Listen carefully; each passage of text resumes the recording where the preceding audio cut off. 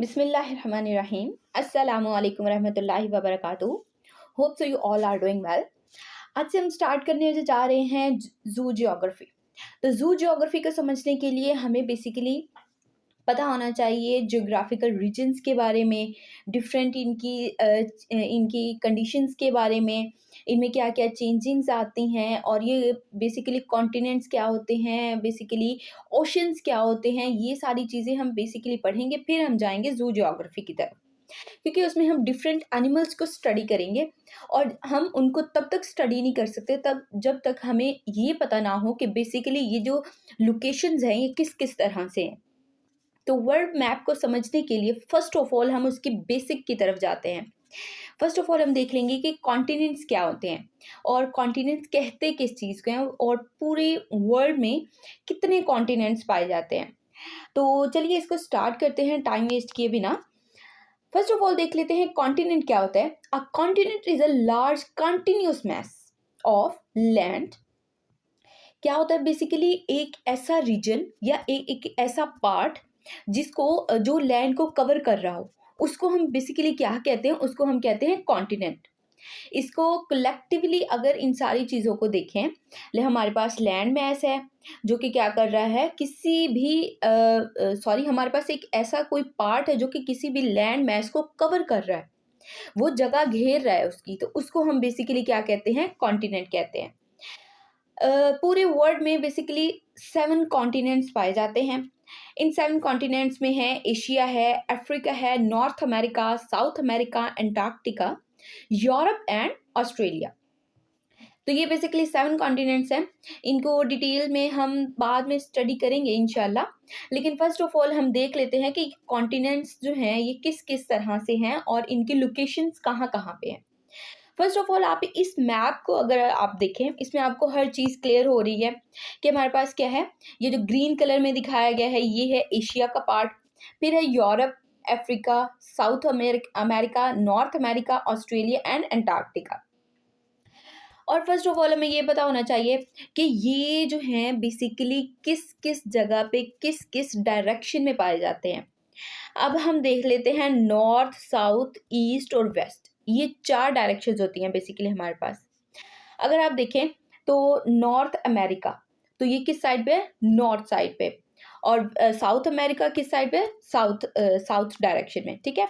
और दूसरी चीज़ हम देखेंगे, इनकी हम डिफरेंट डायरेक्शंस देखेंगे, जैसे यूरोप है, अफ्रीका है, ऑस्ट्रेलिया, अंटार्कटिका है, एशिया है, इसका कितना कितना पार्ट नॉर्थ में है, कितना साउथ में, कितना ईस्ट में और कितना वेस्ट में है। इसको भी हम फर्दर अपनी वीडियोज़ में स्टडी करेंगे। आज हम सिर्फ ये देखेंगे कि बेसिकली कॉन्टिनेंट्स क्या होते हैं। ये मैप अगर आप देखें तो बेसिकली इस तरह का मैप होता है। हमने पहले भी जैसे देखा Asia, Africa, Antarctica, north America, south America, ये सारी चीज़ें कहाँ पे हैं, इस मैप में दिखाई हुई हैं। अब हम यहाँ पे अगर देखें तो हमारे पास क्या है, ये जो रेड कलर में, डार्क रेड कलर में है, ये है एशिया। तो ये कहाँ पे है, ये बेसिकली इसकी नॉर्थ साइड पे है, लेकिन इसका कुछ हिस्सा इसके साउथ में भी है, कुछ वेस्ट में भी है, ठीक है। कुछ ईस्ट में भी है, कुछ साउथ में भी है। इसी तरह अगर यूरोप को देखें तो ये किस डायरेक्शन में, नॉर्थ में है। और अमेरिका को देखें, एक पार्ट अमेरिका का नॉर्थ में, एक पार्ट जो है वो साउथ में है। और अंटार्कटिका देखें तो वो पूरा का पूरा जो है वो साउथ में है, ठीक है। इसी तरह अफ्रीका को देखें तो इसका कुछ हिस्सा नॉर्थ में, कुछ हिस्सा साउथ में है। तो ये बेसिकली इनकी डायरेक्शंस हैं, इनको अच्छे से याद कर लीजिएगा। अब हम देख लेते हैं कि हम इन डिफरेंट कॉन्टिनेंट्स की बात कर रहे हैं तो हम कैसे कह सकते हैं कि कौन सा एरिया सबसे बड़ा है, किसका एरिया सबसे कम है, ये हमें कैसे पता चलता है। फर्स्ट ऑफ ऑल है एशिया, फिर अफ्रीका, फिर north America, south America, Antarctica, Europe and Australia. ये इनका सीक्वेंस है कि सबसे ज़्यादा एरिया किसका है, एशिया का है। जैसे इसमें देख लेते हैं हम, सबसे ज़्यादा एरिया किसका है, एशिया का, ठीक है। इसके बाद किसका है, इसके बाद हमारे पास है अफ्रीका। अब अफ्रीका को देख लेते हैं। मैं इसी पिक्चर से आपको ना बता देती हूँ, बार बार आपको ऐसे डिस्टर्बेंस होगी ना, बार बार उधर देखने में इधर देखने में, ठीक है। तो मैं ऐसे ही बता देती हूँ। फर्स्ट ऑफ ऑल है एशिया, यहाँ पे देखिए सबसे ज़्यादा एरिया किसका है, एशिया का। सेकंड नंबर पे है अफ्रीका, इसके थोड़ा सा नीचे आ जाएं अफ्रीका की तरफ, तो ये क्या है, एशिया से कम जो एरिया होता है वो अफ्रीका का है। ठीक है, नेक्स्ट हमारे पास आता है नॉर्थ अमेरिका। अब अफ्रीका से कम एरिया किसका है, नॉर्थ अमेरिका का। उससे कम किसका, साउथ अमेरिका का। उससे कम किसका, अंटार्कटिका का। अंटार्कटिका के बाद किसका है, यूरोप का। और सबसे कम जो एरिया है वो ऑस्ट्रेलिया का है। ठीक है, ये एरिया वाइज ये लोकेशंस वगैरह याद रखिएगा, और यहाँ पे भी मैंने मेंशन कर दिए, इनको फिंगर टिप्स पे याद कर लीजिएगा। नेक्स्ट आता है पॉपुलेशन वाइज। अब पॉपुलेशन वाइज देख लेते हैं।